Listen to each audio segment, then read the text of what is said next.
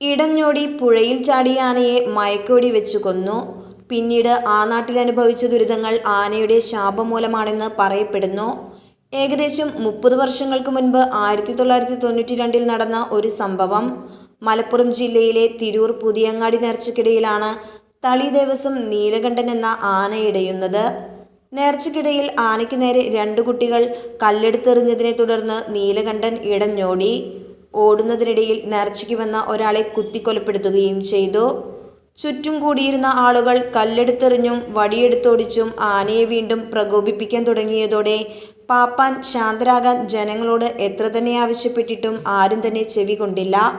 അവർ വീണ്ടും ആനയെ പ്രകോപിപ്പിക്കാൻ തുടങ്ങിയതോടെ പരിഭ്രാന്തനായ നീലകണ്ഠൻ ഇടഞ്ഞോടി തിരൂർ പടിഞ്ഞാറേക്കര അഴിമുഖത്തിന് സമീപമുള്ള പുഴയിലേക്കിറങ്ങി.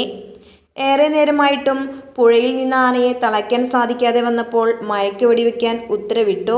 അന്നത്തെ SI ആയിരുന്ന ഷെഫീഖ് സാർ ബോട്ടിൽ ആനയുടെ അടുത്തെത്തി മയക്കുവെടി വയ്ക്കുകയാണ് ഉണ്ടായത്.